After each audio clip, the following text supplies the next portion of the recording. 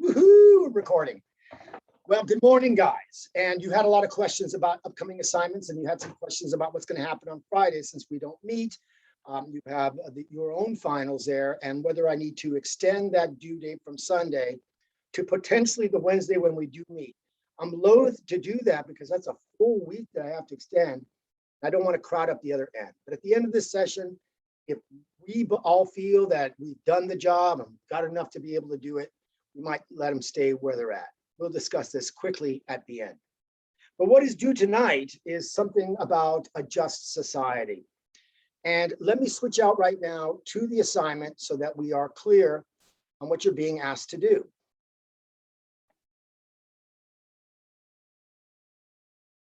Okay. So let me get this all straightened out here. You're still with me there. Okay, so here we go.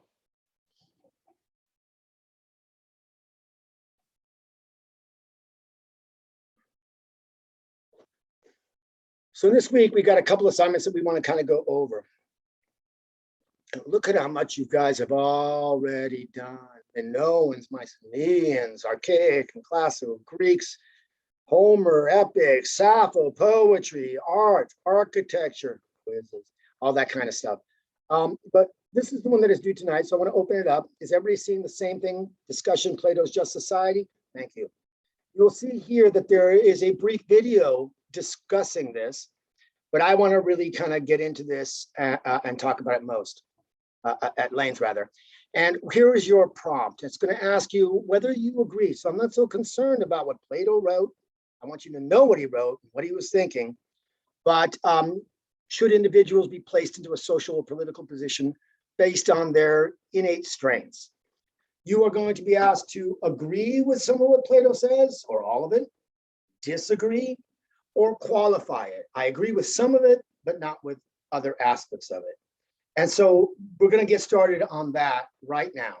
And if I can get enough, and I feel like you've got it, then I can move into the other, the allegory of the cave, the next assignment. We'll see how that goes. Okay. So let me just switch out to a new screen that will show you a PowerPoint.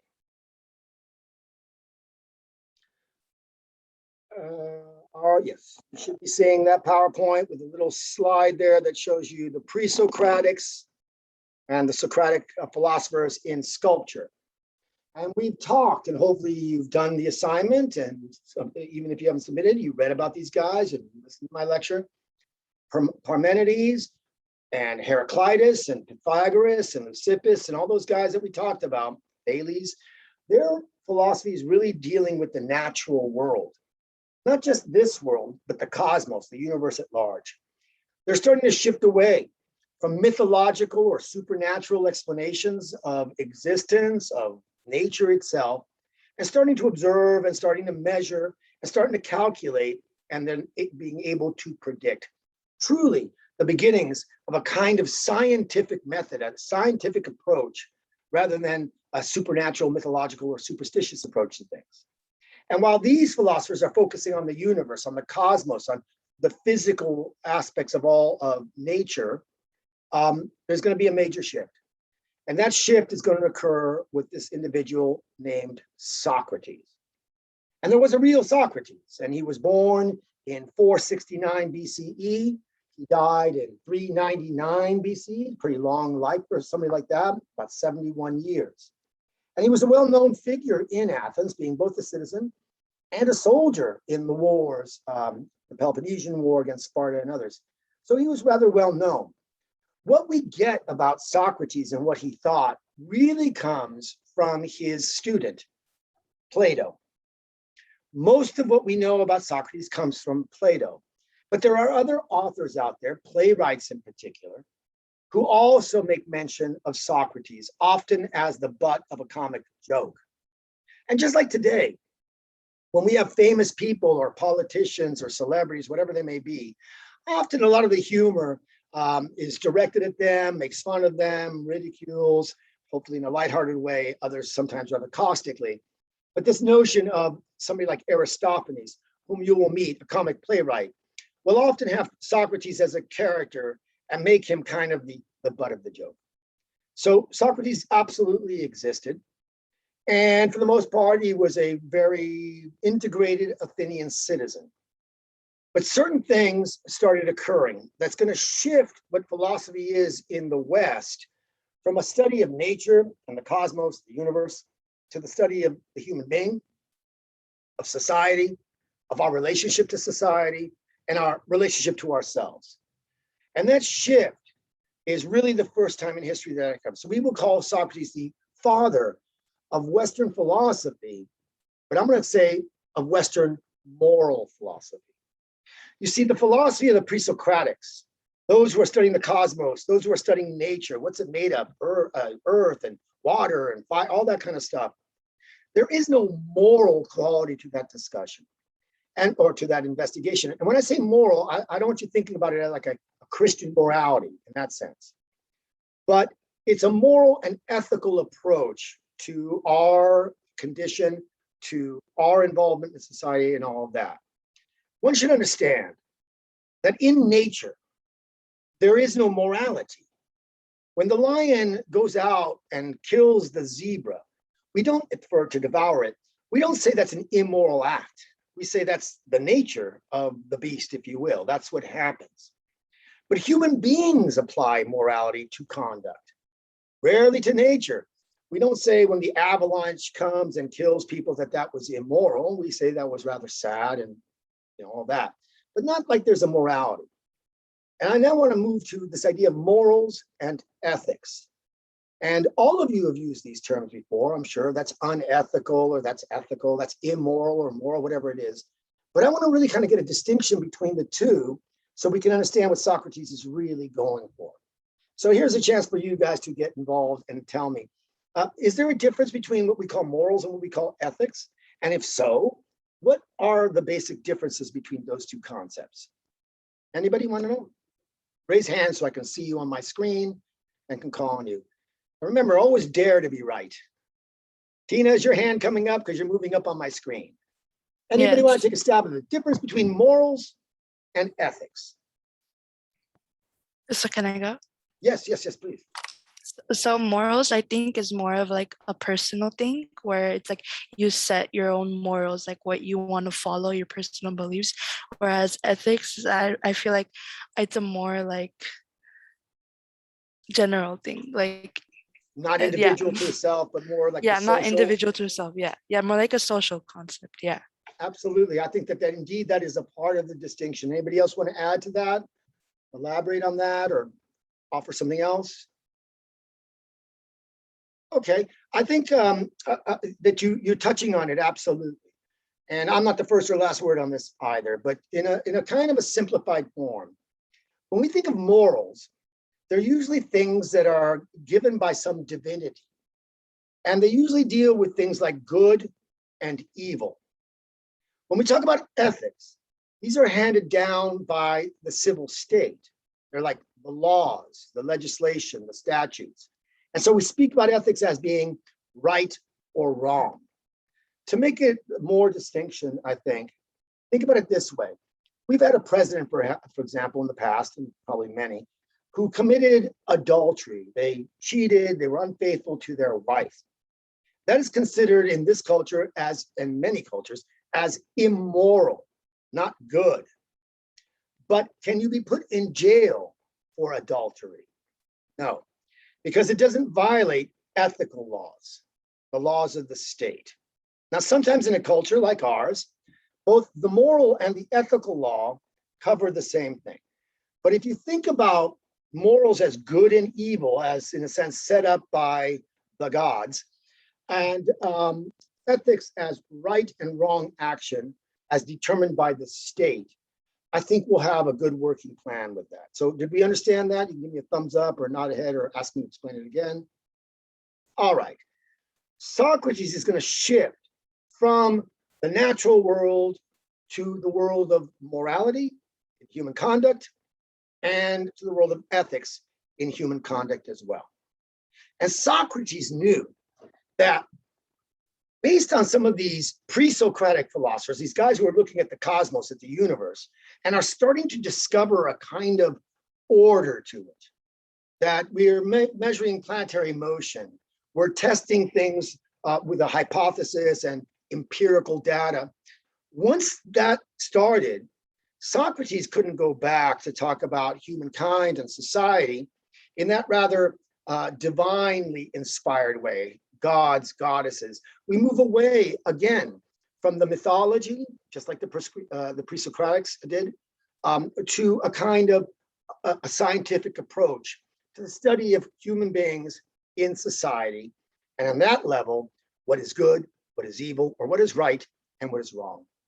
And so we give a lot of credit to Socrates for that shift. There are a lot of contemporary philosophers today who are very upset with this shift because they felt that the absolute truths, if you will, can't be based on human conduct as much as on the world stuff. What's the universe made up of? So today, many mathematicians and scientists are philosophers in the old style of the pre-Socratics, while we still retain many of the philosophies of the moral and ethical order. So what does Socrates do? He's walking around Athens, not very well dressed. He wasn't necessarily what one might call the most attractive man out there. And he walked around barefoot. And by the way, there were many philosophers that had some really different kinds of ideas at the time, including one should live in nature and one should live in a barrel, all kinds of things like that. So they were really ripe for mockery on some levels. But Socrates, like all of us, perhaps, was seeking a kind of truth. If you recall, in my last lecture, we talked about the big ideals: truth, beauty, and truth, beauty, and goodness. These were the ideals that their studies are directing or directed to. And what is truth? And what is beauty? And what is goodness? Now, many of us walk around and we use these words. Oh, give me some truth. Oh, that's beautiful, or that's good, or not. And what Socrates started to do is to question those things. You think you know what you're talking about. You talk about truth. You talk about beauty. You talk about goodness. But what are those things? And how can you say that you can speak about them when you're not really sure what they are? And if philosophy, as I told you before, represents love of knowledge and wisdom, for the pre-Socratics, it was love of knowledge of the universe and wisdom about how to deal with that and how to apply it. For Socrates, it's knowledge about the human being and how to seek wisdom in understanding ourselves, and therefore reach a kind of truth about ourselves. And for Socrates and many of the Greeks, what is true is beautiful and is good. Now remember, we're moving away from a Christian idea of goodness and morality. So his focus is going to be to try to gain some truth about what we know and what we don't know. Because in a lot of ways, this kind of philosophy is asking the question, two kinds of points. Number one, how do we know what we know? We keep using words, and maybe those words are meaningless. And how do we use that knowledge in a wise way to live a good life? Now, again, I want to remind you, a good life here, this is pre-Christian, so it's not like a good moral life according to scripture. This is a good life based on a secular sense of society. How do we know what we know? And how do we know, how do we use that to live the good, happy life, if you will? Socrates' famous statement is right above. And remember, all we get about Socrates is mainly from Plato, so I'm using Plato, is know thyself. That's the first step. Have knowledge of the self. How does one go about doing that? How do you get to know yourself? And the point will be, you cannot begin to know the other unless you know yourself first. Now, one thing I always believe, and remember, belief is not knowledge. If I know, I don't believe, I know. But one thing I believe is most people, if put in a similar situation, would feel a similar way. In other words, if I were to take one of you and put you in a situation that embarrasses you, you will feel embarrassed. And if I took anybody else and put that into him in that or her in that situation, they too would feel embarrassed. But the problem is this: they react differently. Everybody's embarrassed, but some play it off like they're not. Others laugh about it. Others really demonstrate their embarrassment.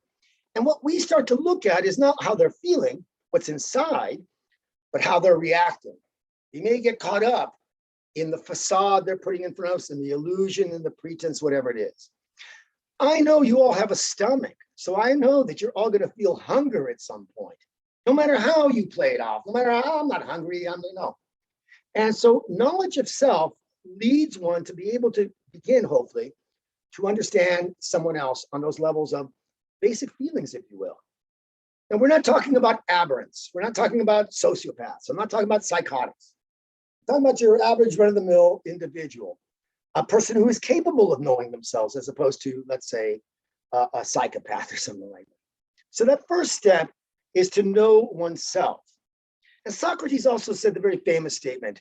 He stated, I feel like I'm the wisest person in the world because I'm the one who knows that I know nothing.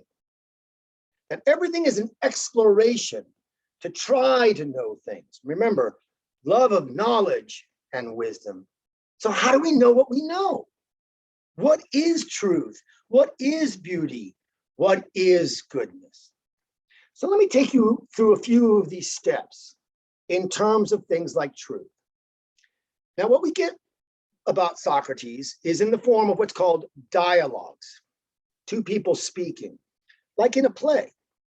And Plato would follow Socrates, his teacher, around as Socrates went around questioning people about their knowledge, about what they truly know, what they think they know, and what they really don't know.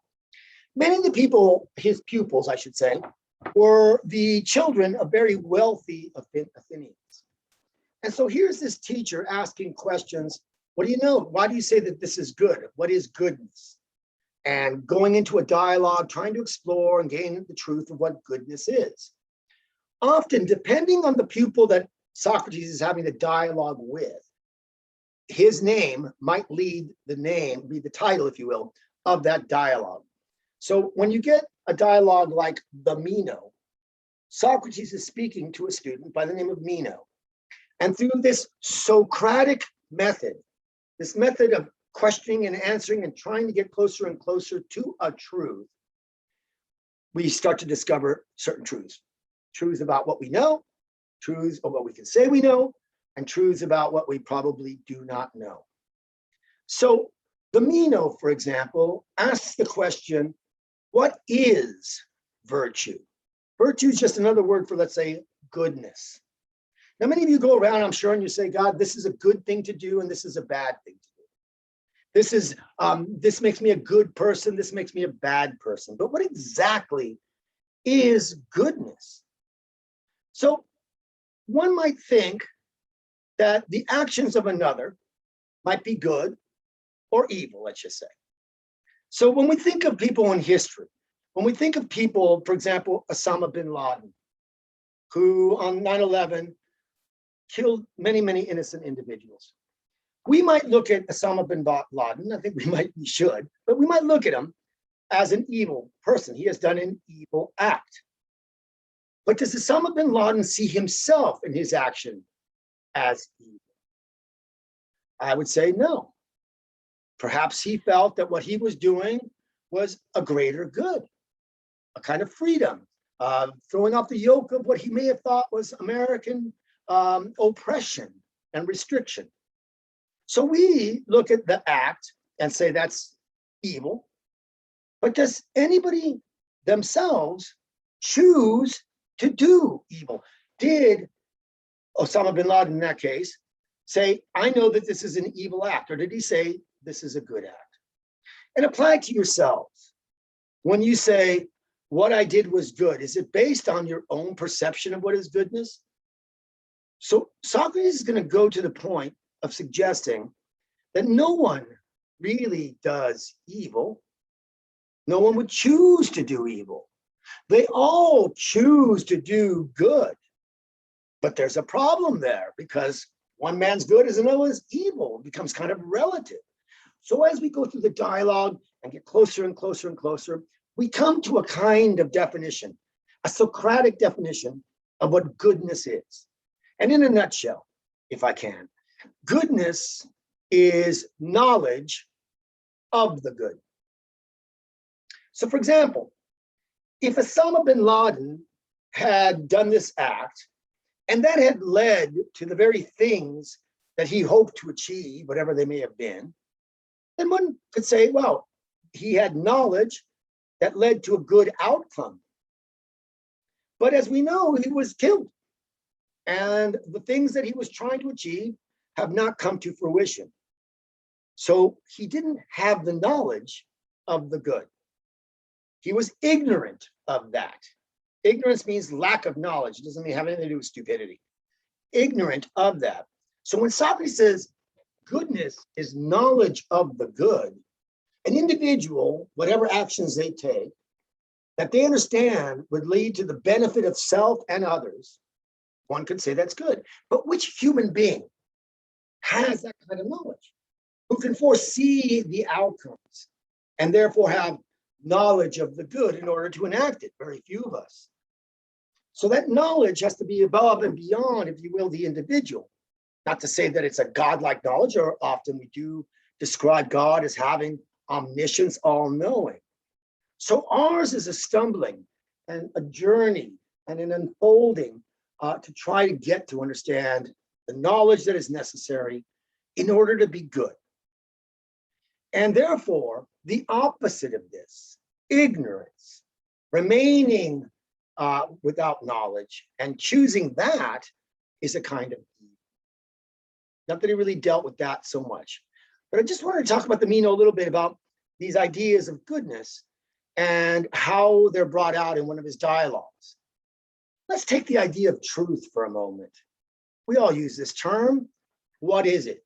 In our post-modern society, most people, if you will, the generational view is that there are no absolute truths. In fact, there aren't truths. It doesn't mean that we don't keep trying to search and explore what a truth is. But in dealing with truth, Plato, Socrates through Plato, says this. He says, for example, there are three kinds of beds. Beds, like where you sleep. There's the painting of a bed. There is the bed that the carpenter makes, the actual physical bed that you sleep in. And there's the idea of bed in the mind. And which do you think that Plato would say is the truest bed? Is it the picture of the bed? Is it the physical bed? Or the idea of bed in the mind? Your thoughts. Which do you think he thinks is the truest bed? You can just shout it out. Just 1 in 3 chance. Picture. Okay. So the painting or the picture of the bed is merely, really, isn't it just one variation based on the bed that you took the picture of or painted? So the painting is based on the physical and or the idea of bed in the mind. So we'll just say that the painting is once removed from the truth. How about the physical bed that you sleep in? Is that the true bed, the truest bed? But the point is, when I even say bed, some of you are thinking of a 4-poster bed, some of a corner bed, a small, infinite varieties of the carpenter's bed. So no one carpenter who fashions a bed, the one that you're sleeping in, let's say tonight, has captured the truth of bed. So everything is based, whether it's the physical bed or the painting of the bed, is based on the idea of bed. So the truest bed is the one in the mind. And that applies to everything else. The truest aspect of anything in the material universe or in our social is in the mind. And he called it the ideal and or the form. I don't like to use the word form because it confuses people. Somebody in your head, you have an idea of bed right now. That's the truest bed. You may choose from that idea to paint a bed. You may choose to construct a bed. But the idea of bed in the mind is the truest bed. This is the ideal. This is the form. Everything else is once, twice, thrice removed from the truth. And that's so your truths, in terms of all of your ideas, are based on your understanding of them in your own mind. Do you understand what I've just said there? Follow that a little bit? Not seeing questions, so okay. So if truth is in the mind, that doesn't make it subjective or relative. It means that all of us have idea of bed in the mind, maybe different ideas, but the physical universe, the way we visualize bed or paint bed, is removed from the idea of bed. When you think of less concrete things like peace, love, you can't see it. You may see variations of it or affection, whatever it is, but the concept exists only in the mind, mainly. And for whatever it is in your mind, your idea of love, for example, that's the truth. Can't seek it anywhere else. And Plato will go on to suggest that what is true, because it's true, is beautiful. Now we have an idea of beauty that's a little bit different. We think of it in terms of pulchritude, physical beauty, the beauty that the eye sees, as opposed to the mind's eye seeing. But you know, when we think of things that are true, for example, birth. Now, on some physical levels, if you're watching somebody give birth, you may not feel that it's so beautiful. It may make you uncomfortable. Excuse me. But that fact is a beautiful thing. What is true is beautiful. Also, another true moment, authentic moments, is not just the birth, but death. Now, we don't think of death as something beautiful necessarily, but it is a truth.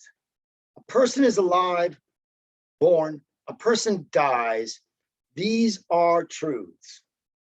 And because they're truths, they're beautiful. And because they're true and beautiful, they're also correct. They're right.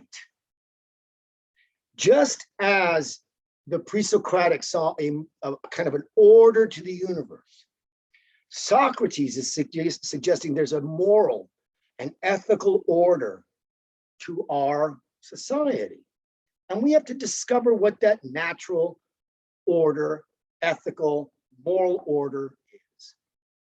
And so the statement becomes, truth is beauty, beauty, truth, later on. But if we can get to that understanding, to that knowledge of truth and beauty, and apply it wisely, we would live the good life. That's how he's working. Okay, and when we deal with the ideals, the idea of bed in the mind and the various forms, painting 17 different kinds of beds, he's really taking, and if you will, resolving the conflict between Parmenides and Heraclitus. The immutable one, the one that's unchanging, is the idea of bed in the mind. That's the truth. And constant flux, the infinite variations that we see in the material world, if you will, of bed. Okay? Okay. Hopefully you've got that. So if not, you can always chat. You can raise your hand. You can send me something, let me know you're there, whatever it may be. So let's go to this idea that you're going to write about tonight, the just society. When you look at our society today, do you see there's justice in it? Let me just get out of this so I can see you a little better. This is where you get to participate with me a little bit. You're living in a society, most of you here in Los Angeles, the United States of America, planet Earth. Looking at your society from what you've seen, what you hear, what you think, do we live in a just society? Elizabeth, you're shaking your head no, but I need you to elaborate a little bit on that. Where do we see injustice? Well, the obvious choice, if we're talking about injustice, is the law system. The legal system does not treat everyone equally, Yeah, equitably, right? yes. Okay, so there's an injustice there. And what is it? Is it inequality that makes it unjust? It's a combination of both inequality and I think racial prejudice. Right. So it doesn't sound like the law seems to be operating in the way, functioning in the way that it's meant to, which is like everyone has equal protection under the law. Instead, it seems like certain individuals are not given access, equal treatment, opportunity, for many different reasons. And I see, Jasmine, you put it in, also in women's rights. I see injustice as well. Could you elaborate a little bit on that? Well, not so long ago, can you hear me? I can hear you. Not Sort of. so long ago, there was protests for women's rights because of the abortion law that they were trying to get passed, and it did pass in Texas. So I see some injustice for that as well, for women's rights. Sure. And only it's been 100 years since women have been even allowed to vote, to speak their minds.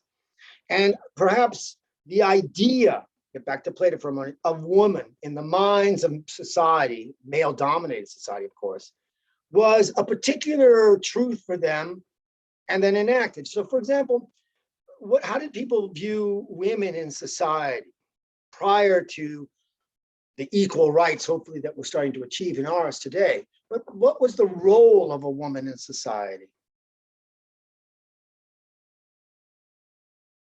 Homemaker, childbearer, right? The old adage of in the kitchen, barefoot and pregnant. Now that idea existed in people's minds for a long time, but then it applied in a different way to meaning that women could only do these things. The conception of a woman, for example, as a leader, as a president, for example, was like, it was prejudicial because of the concept, if you will, of womanhood in the mind of individuals. Women cannot lead. Women cannot compose music. Women cannot write. So all kinds of injustices occur from an ignorant lack of knowledge and narrow vision of, in this case, gender roles. And this continues as certain ideas, preconceptions of people of color, or as you mentioned, gender or race, all this stuff. It's as if they have their truth in their minds without questioning it any further, and then start to apply it, in this case, unjustly. But what we're trying to really get to is, what is justice?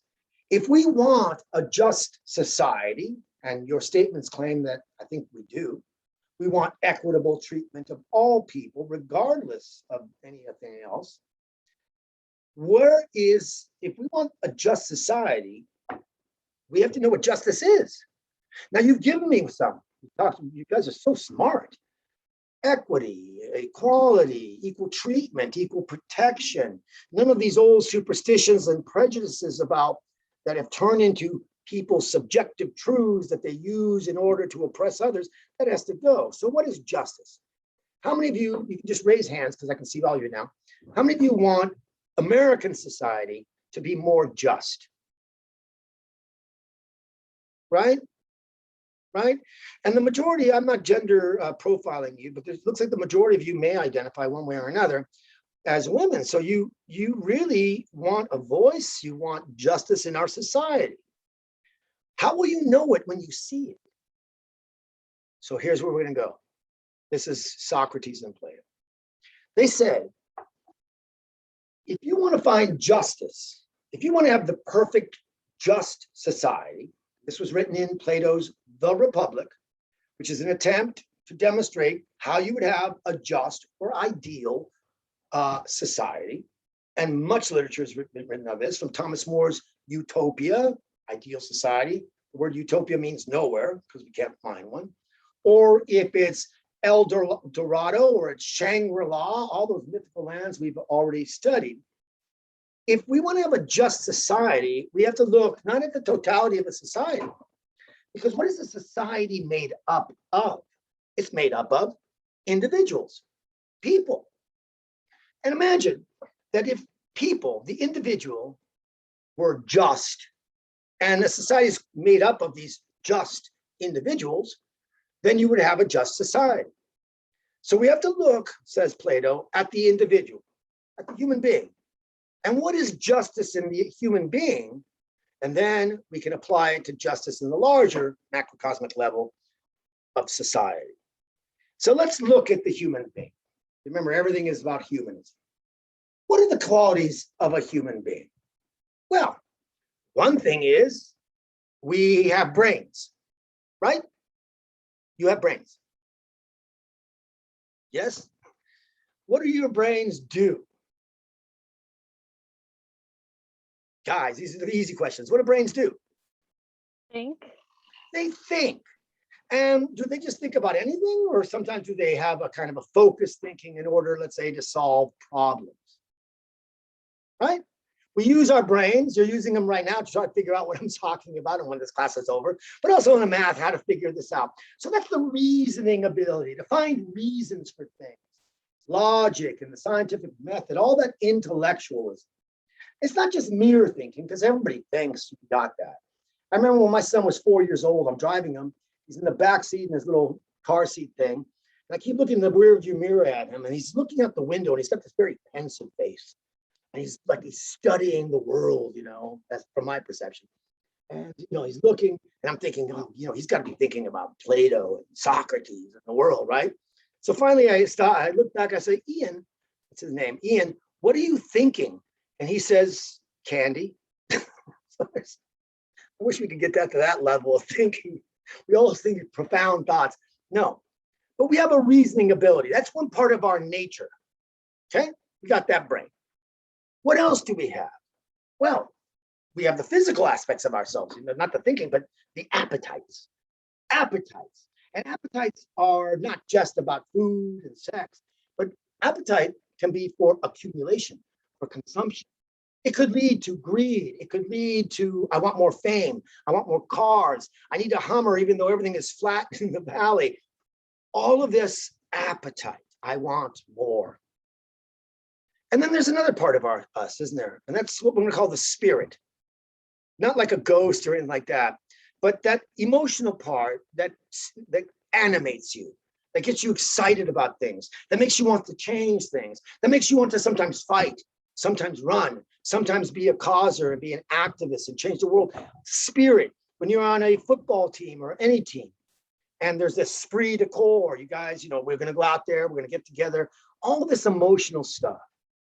So the human being has these three parts, what Socrates termed a psyche, but has been translated to the word soul. Remember, again, this is pre-Christian, so we're not talking about souls in that same Christian way, but three parts of our nature. Now, let me ask you something. If you have these three things, you have reason, you have spirit, you have appetite. Of the three, which should govern the other two? If you're trying to live a good life, let's just say, should you allow your appetites to rule? Should you allow your spirit to rule? Should you allow I'm using the word govern and rule for a particular purpose. Should you allow your reason to rule? Your thoughts, which should rule? Govern. You can unmute and just tell me. Well, let's look at this for a moment. Let's say you're ruled by your spirit. So you get upset. Oh my God, I'm spirited, I want to change. Could you lose your head because of your emotions? Have you ever lost your head because you're so spirited, you got really angry and you started shouting and saying things that you really don't mean that could do some damage to your friendships, let's say? Yes? Have you ever let your emotions get the better of your judgment?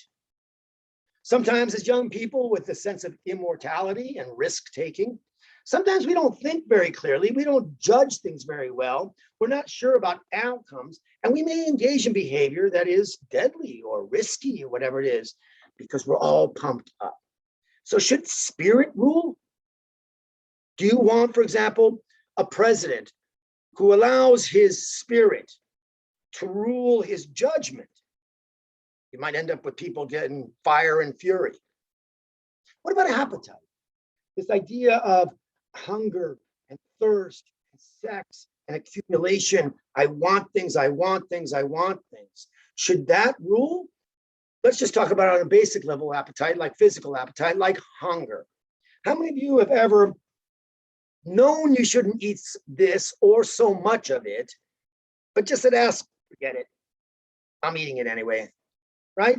And sometimes we talk about things like comfort food. I know it means a couple things, but sometimes you may be in a bad mood or sad or whatever it is. So take out the 5-gallon jug of ice cream and appetite. Do you want that kind of a mood? I don't think so. What you probably want, and what Plato and Socrates are saying, is that the reasoning ability should govern, rule your spirit and your appetite. Not suppress it, not get rid of it. It's part of our being, but to moderate it so that all things are in moderation, so that you don't overindulge in appetite, overindulge in spirit, lose your head over anything. Your reason should govern your appetites and your spirit in order to have a balanced life and conduct yourself justly. You follow what I've just said? Yes. Okay. So when you're looking at a society, then, don't you want the same thing? Don't you want your leaders to be people of good judgment, wise, have those qualities where their reason can moderate their temper, if you will, their spirit? They're not going to be pressing the nuclear bomb button because they got upset, nor are they going to be greedy and power hungry. Their reasoning ability is meant to moderate those two other aspects. And when reason, judgment, the head, if you will, governs the body, the appetites, the emotions, the spirit, when each part is functioning according to their beings and moderated by the reasoning ability, you will act justly. So justice is when all parts are operating according to their functions. The reasoning ability is thinking, the appetite is satisfying itself, the spirit is driving you. When all parts ruled, moderated, are functioning according to their natures, moderated by reason, you will be acting justly. Have you ever lashed out at someone because you were emotional and then felt bad about that? Have you ever done something that you said, wow, if only I had thought beforehand, I may have made a different choice? When you're able to conduct yourself in that way, indeed you are just. Just checking your chat. You're acting justly. Now, I said before, a society is just if it is made up of individuals who are just by extension. So let's apply what he said to the individual: reason, spirit, appetite. Reason governing the appetites and the spirit in moderation. Don't we want our society to do the exact same thing? I think we do, says Plato. So what does that mean? Who are the reasoners? Who are the appetites? Who are the spirit? Now, I think we'll all agree that while everybody should be treated equally under the law, not everyone is the same. We're not all the same. Most of you are taller than I am. Most of you are probably smarter than I am. Some of you are more compassionate than I am. But everyone has differing degrees and different kinds of strengths. Some of you might have incredible skill as athletes, but you're not as skilled, let's say, in academics, or vice versa. Some of you may have an incredible mechanical skill, but you're not so adept at, let's just say, writing or something like that, or vice versa. So people have varying degrees of these three qualities. Some are very, very appetite driven. And we often see these individuals as wanting to accumulate wealth, properties, whatever it is. Some of them are very emotionally driven. That's their strength. They have that activism, they have that compassion. They want to change the world. There are others who are very reasoning and logical about it. Now, no one out of balance is good. I told you what is good. What is good and just is reason, not suppressing, but regulating, moderating. So let's apply it to the larger society. There are people here in this classroom right now who have different strengths. Some of you are really good at, let's say, that reasoning ability, that ability to solve problems, the ability to lead, to think before you lead, to weigh all the, some of you are adept at that. Others are stronger in other areas rather than the reasoning. You guys are real spirited, and that's what led to your football victory or something like that, or other victories. Some of you are more appetite driven. I want to accumulate, not for nasty reasons, not for greed, but in order to provide for yourself, for your family, whatever you want. The point is everybody's a little different. Now, whom do we want in the ideal republic to rule it? Well, in order to answer that question, we have to believe something that Plato talked about. And he called it a noble lie. It's not a truth, it's a lie. It's noble because if we do believe it, even though we know it's a lie, it will benefit us. What do I mean? He said, people are born like a particular metal. Some people are gold, some people are silver, some people are bronze, some people are lead. And he likened these ideas of these different metals to the three things we just talked about, that tripartite soul. He likened the gold, person born gold, to that individual who has that greater strength, that ability for reason.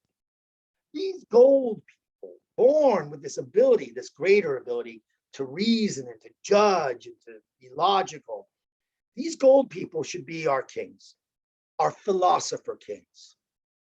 Because by virtue of their judgment and their reasoning ability, it doesn't mean they're absent of appetite and spirit. It means that they're moderating it, but their greatest strength is their reasoning ability.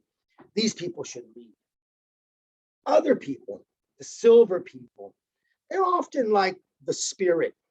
They want to change the world. They might want to be legislators. They're good with the detail work. They're good with taking the general idea and getting it done.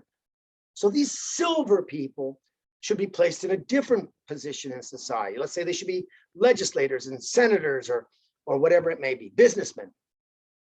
Then there's other individuals who are bronze. Bronze is a hard metal. Bronze is the metal of the Bronze Age, of all the weaponry. Some people's greatest strength is that.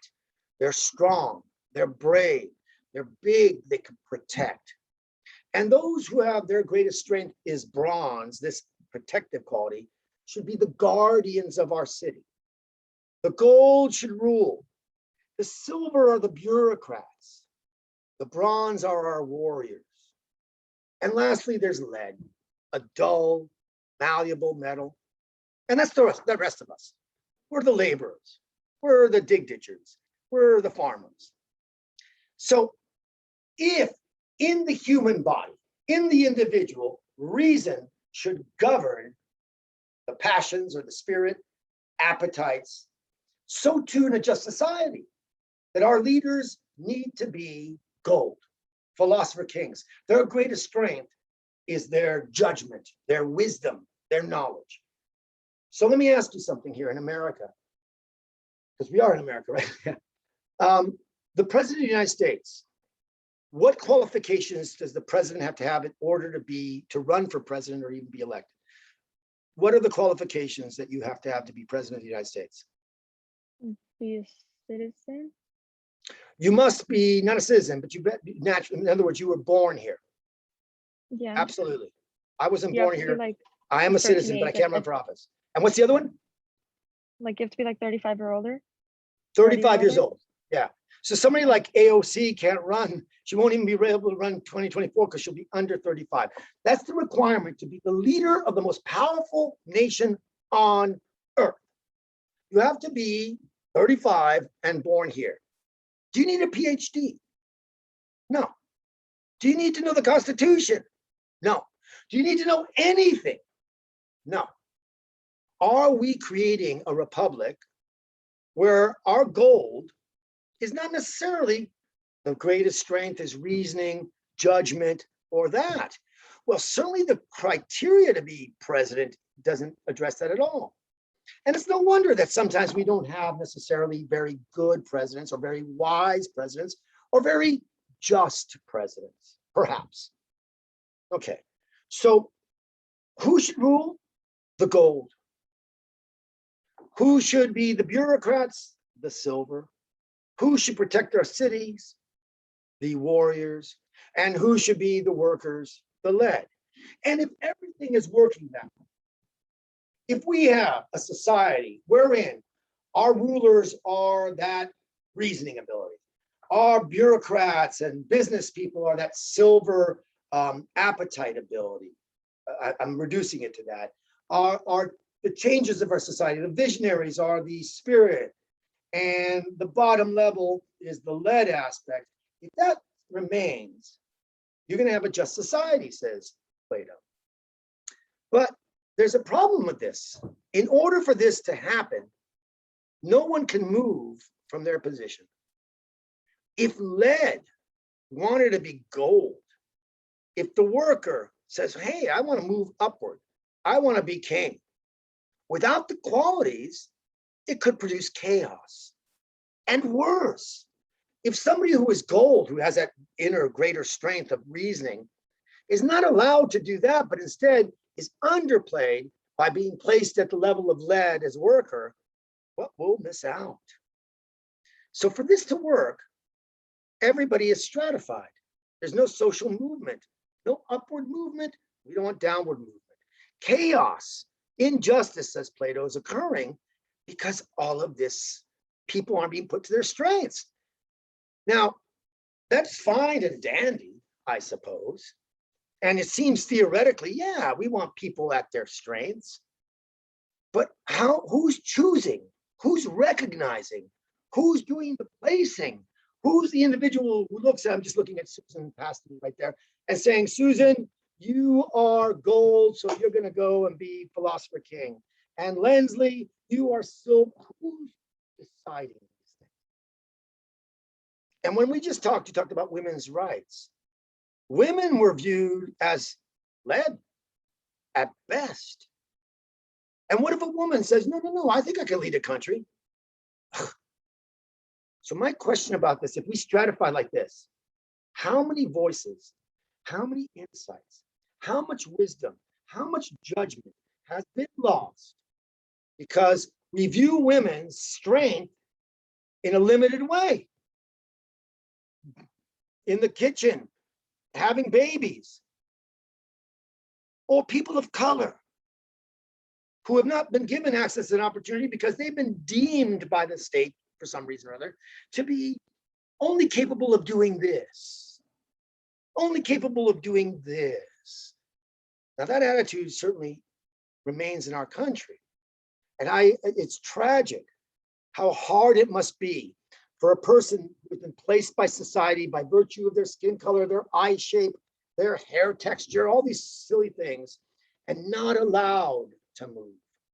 How many lost voices because of an oppressive society that is deemed in their own minds, in this case, that women are only capable of this, men are capable of this, African Americans only of this, Latinx only of this. It's kind of prejudice. So I wonder who does the selecting, who does the evaluation of your strengths. Well, if you think this is far-fetched, this is happening right now. To you, to me. When you were in the 10th grade, did you take the plan test? The aptitude tests that says, oh, based on your answers, you should be a lawyer. Based on your answers, you should be a chef. What is the society trying to do? Find your strengths and then place you there. Now, they're not forcing it. There are other ways of doing it. And then what else happens? You have to take your ACT or your SATs, guys. Have you taken that? So that you get a score that's supposed to tell you your strength, right? And what if your score isn't very high based on these invalid tests, which are going to go out the door anyway? That means you don't get to go to Harvard, Yale, Stanford, UCLA. And what if the tests are designed to see what your strengths are, but they're biased in how they are written? Will that not lead to excluding people? Oh, we got to exclude them because they didn't pass the test. Therefore, they can't go to Harvard or whatever it is. And therefore, they don't get to rise up. So who's doing the testing? Who's doing the choosing? Who's evaluating? Who's doing the placing can lead to, I think, greater disasters than even incompetence. Right now, it seems they're whittling away. Imagine if you come from a position where you don't have the advantages of a lot of money, but you're a brilliant person. And maybe your strength isn't taking this test. You're not good at this test. As an English professor, you know what? I can recognize people's strengths. Somebody may write something that is virtually not grammatically incorrect, fragmented sentence, comma splices, all that. But what I recognize is, okay, they're not strong grammarians, but listen to these ideas. And this society needs to learn how to recognize where the strengths are, rather than this cookie cutter imposition of a test that demonstrates your strengths. You understand what I'm trying to say? We should be finding where your strengths are rather than imposing an old-fashioned view, an ignorant view upon us. Dr. Samuel Johnson, brilliant mind of the 18th century, said something very bigoted, I thought, because that was the attitude of the time. He wanted to point out that women can't compose music. We've heard things like this before, haven't we? Women can't lead because they're what? Too emotional. Men can't feel compassion. Why? Because they're too rational. These false ideas. But he was asked, why do you think women can't compose music? He says, look, I don't think that women can't compose music, but I think about it this way. It's like a dog standing on its hind legs. It's not done very well, but what a surprise to see it done at all. Oh my goodness. That's not taking into play factors that denied access to women, to African Americans. So, and I mean around the world, okay? Because this is not just an American thing. So your assignment is to address this. Do you agree with Plato that people, now the way it was written and the way Plato spoke about it was innate, almost like genetic predispositions. I don't want to think about it that way, even though it's written that way. I'm going to rather think about it as strengths. And Plato indeed was one of our first eugenics. In other words, the manipulation of genes for what he may have thought was a greater good. Today we have science that can manipulate genes. But back then it was a gold person should marry and have children with gold to keep that pure. Silver with silver, lead with lead. Look at what this leads to. So your question is, do you agree with Plato and why? Do you disagree with Plato and why? Or do you agree with some, but not some of the others? That would be qualifying.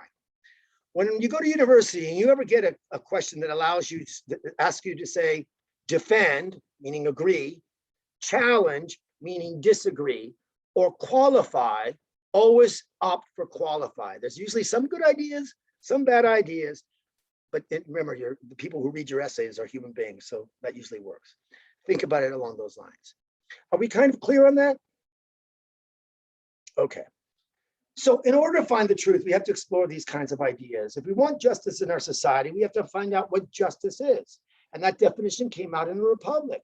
When all aspects of the society are functioning according to their functions, the kings are wise, the workers are industrious, the bureaucrats are taking care of the detail work, the warriors are protecting our city, everything will be just. But do you want to be a part of that society? Do you want someone to label you and give you a score, whether it's a credit score so you can get a loan, or an SAT score so you can get access to a higher university? I don't think, it's not where you go, by the way, it's what you take from where you go. Whether you go to Valley College, you go to Harvard, you can get a better education at Valley than Harvard if you take it, right? But how many women, how many religions have been outlawed, suppressed, restricted, sometimes not by thou shalt nots, but by factors that are created that keep people impoverished, that keep people ignorant, that deny them the access. Don't you feel that everybody should be able to get the highest form of education, regardless of their means. If I can't afford to send myself to a higher institution, then guess what happens? Only people who get in are those who can afford it. And those who can afford it are going to be the rich. So who gets the education? The rich. Who has to take on the menial work? Are these injustices? So I want you to think about that. Let me switch it out so that you can see what you need to do.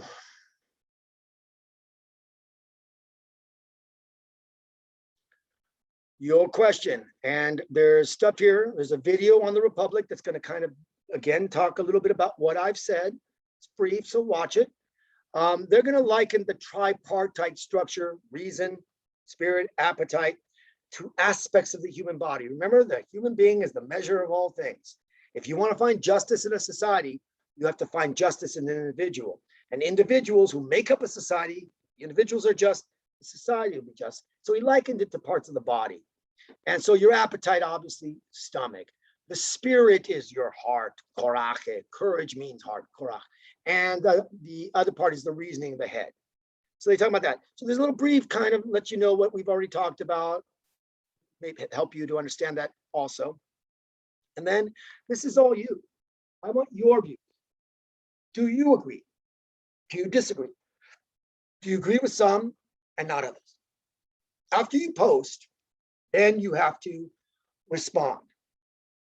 And in your responses, let's say, I'm just looking at names. Let's say Tina has posted and you agree with Tina. And so you're defending her views. You are agreeing with her and you're explaining why. And let's say Asatrian, how do I pronounce that? Asatrian, something like that. Meranush, thank you. I'm sorry.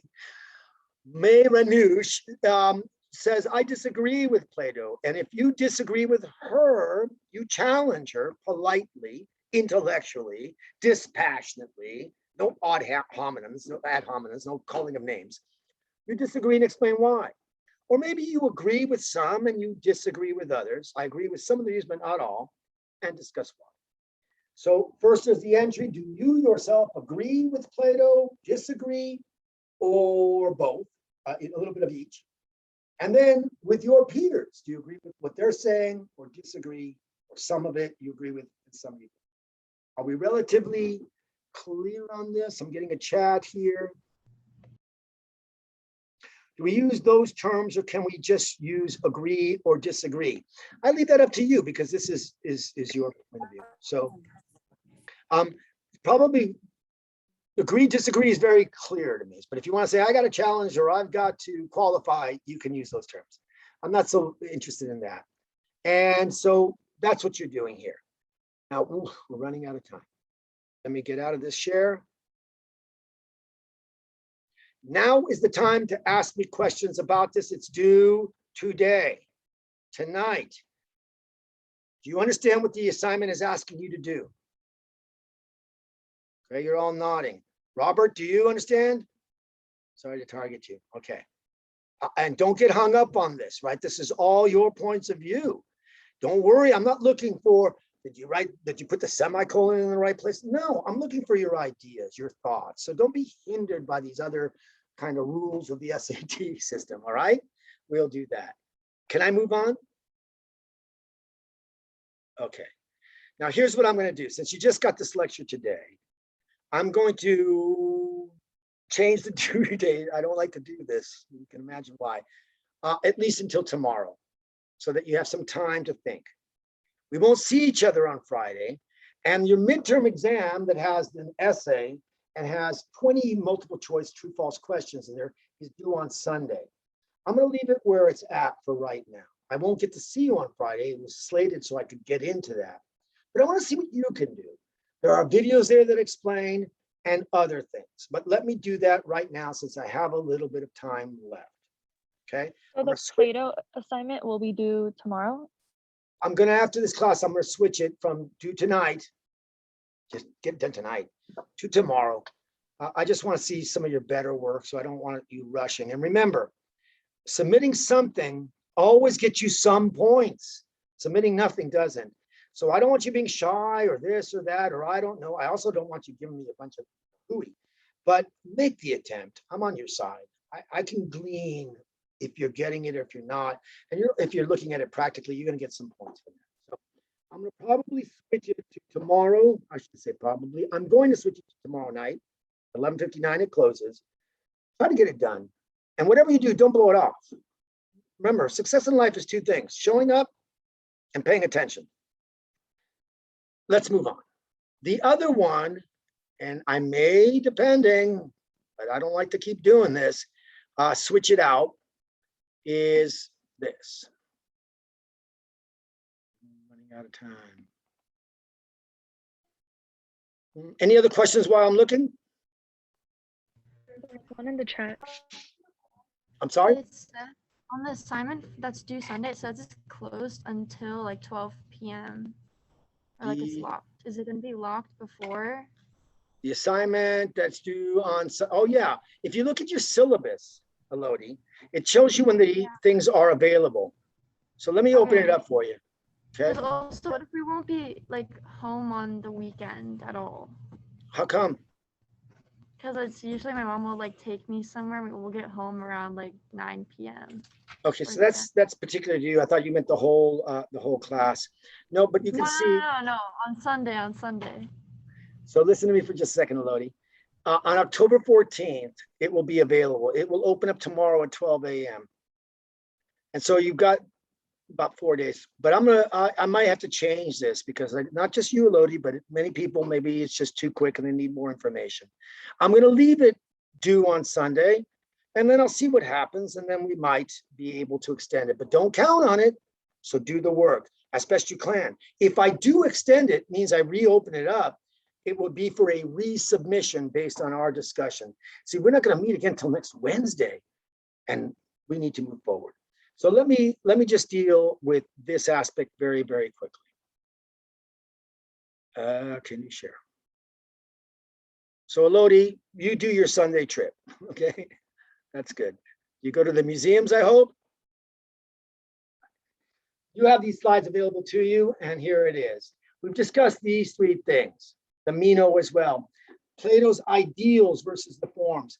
Plato is thinking about the truth exists in the idea of the mind. When we get to Aristotle, he's going to say, no, let's just categorize. Let's all that natural science, bring it down. It's not the idea, it's the thing. But this is the one on the midterm. This is the one that you have to deal with. So I'm going to just quickly outline it for you.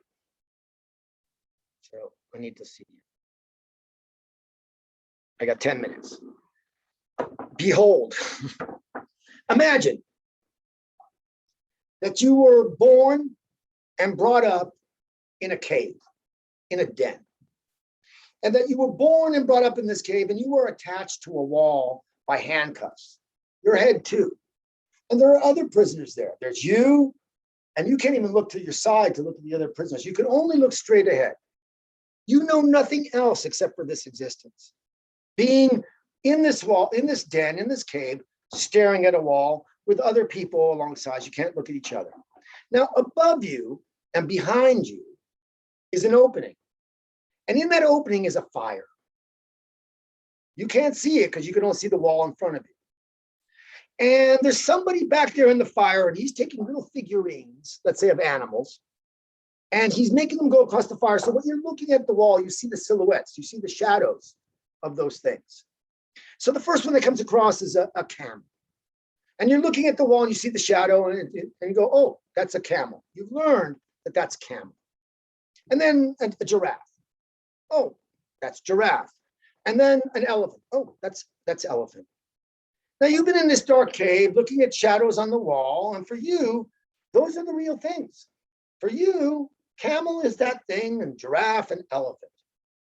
But I'm going to let you loose. And you're going to go now up to the upper world of light, from the darkness of the cave and those shadows, which you think are realities. I'm going to get you up into the light. Now, let me ask you something. When you move from darkness, dark, and you move to light, can you see very well at first? No. And sometimes the light pains you. It hurts your eyes, right? And so when you come out of the cave of darkness into the bright upper world, Sometimes you're stumbling and bumbling, and you don't just look very efficient. It says here, 12 million. Okay, we got that a little. So you don't feel very efficient. And people who are living on the upper world, they look at you coming up and you're going this and you're battling around, and they're going to say, hey, are you okay? Yeah, I'm fine. He says, are you sure?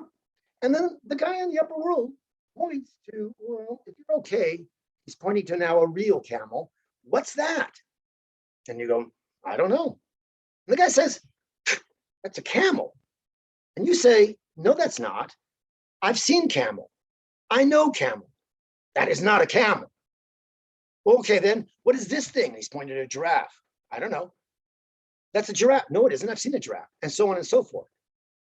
You've come out of the cave of darkness, believing that the things you've been experiencing and seeing are the real things. But now you're up in the upper world and you look incompetent. You don't know anything. How could you teach me anything? How can you say that's camel when you can't even recognize a camel? But after a while, your eyes adjust. And after a while, you grow accustomed and you realize, oh my goodness, when I was in the cave and looking at those shadows on the wall, I thought they were the reality. But now I become enlightened. Now I can see. Now the scales have fallen from my eyes. And now I know that what I was looking at was a shadow, an illusion, not the thing itself. But now I see the reality of it. And so I'm excited. I'm going to go back down to the cave. I'm going to tell all the other prisoners, no. What you're seeing is this, right? Now, when I move from the light into the darkness, my eyes see very well at first, take time to adjust. So we're coming down in the cave and I'm bumbling and I'm stumbling and I'm hitting over walls, but I'm trying to bring a truth to these people. They're looking at me and they're saying, how could you be bringing me a truth when you can't even seem to walk? But my eyes adjust. And I say to them, guys, people, folk, what you're seeing is not the thing itself. You're seeing shadows of the things, the real things. And how are they going to react to me? People who have a certain certainty, a certain belief system, who believe that the shadows on the walls are indeed camel, elephant, giraffe, they're going to get hostile when their beliefs are shaken. And they may even do me harm. Here you are preaching an untruth. No, I'm trying to bring you enlightenment. I'm trying to teach you that what you've been looking at is shadows, illusions, a perception that isn't real. Let me tell you what's real. What do we do to people who do that, who bring a kind of truth into the ignorance of our dark caves? I'll tell you, because we're running out of time. We kill them. Jesus crucified, Gandhi murdered, Malcolm X shot, Martin Luther King Jr. shot.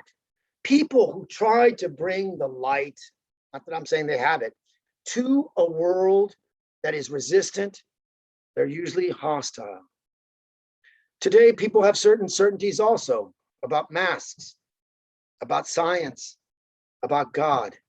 And anybody who tries to enlighten them, it turns into this divisive, very dangerous and violent society.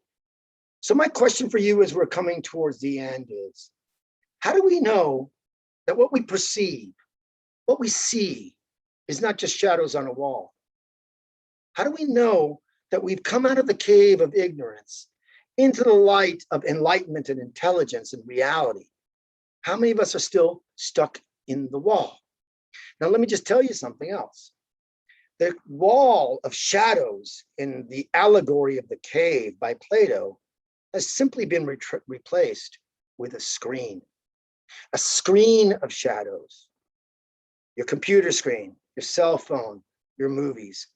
And these shadows on these screens are telling you what the reality is, are suggesting to you, and you're accepting them as true.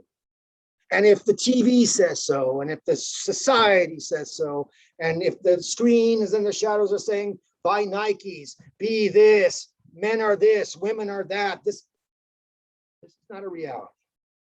How do we break from the ignorance, if you will, of thinking that the illusions are the real things? How do we break into really removing the scales from our eyes and seeing a deeper reality? Now, you mentioned something about women and women's rights, and the perception of women was like the people watching shadows in a cave. And as we move now into the reality and say, no, this limited view of women as being this thing or that thing, that's ridiculous. Women can be anything. We shouldn't even have we shouldn't even have to think about that. Do people get hostile? They do. We look at the illusion of American history sometimes and all those undertold stories. And when people start to say, no, we've got to teach and show the reality as we understand it of history, that America hasn't always been clean, that sometimes it had blood on its hand, not to blame, but to say, this is who we were, and this is who we want to become, something other than this. But people want to blind themselves to it. No, it isn't there. No, Black Lives Matter, all lives matter. Blue lives matter. Me too, you too. Battling slogans, shadows on a wall. I want you to be able to see through those, not to take a particular point of view, but to understand when you are looking at illusion and when you are looking at what you know or understand, come to understand as a reality. The assignment is to discuss that, the nature of knowledge, what is known. Remember the people in the cave, they thought they knew. They come to a new understanding and they want to come back and teach this new understanding, they get beaten up. How are we moving from illusion to illusion? Do those things become our truths? That's what that assignment is all about. And having said that, and all too quickly, we're going to need more time. There's no doubt about it. But I want you to try and take a stab at it. So I'm going to leave it where it is on the 17th. I'm sorry, Elodie. Get what you can, but also understand that once you've done that, it's almost like a rough draft, a kind of practice at it, that I'll probably reopen it so you can resubmit and get a better grade. Are we all clear on that? So tonight, do the same thing. Try to get what is justice? Do I agree with Plato or disagree? Let me see how that turns out. I'm sorry, not tonight. I'm gonna extend it for a day and then do it. And for the 17th, that Sunday, try and get it in. And let me see what we've done. And that may become a rough draft. Okay, any questions? Feel free to contact me. Feel free to set up a Zoom meeting with me if you want. Feel free to email me if you have questions. And in the meantime, good luck on your finals on Friday. I'm very, very sad because I won't see you till next Wednesday. What am I going to do with myself if I don't have a class? Okay, take care, everybody. Fine. Bye. Bye. Thank you. You're welcome. Bye-bye.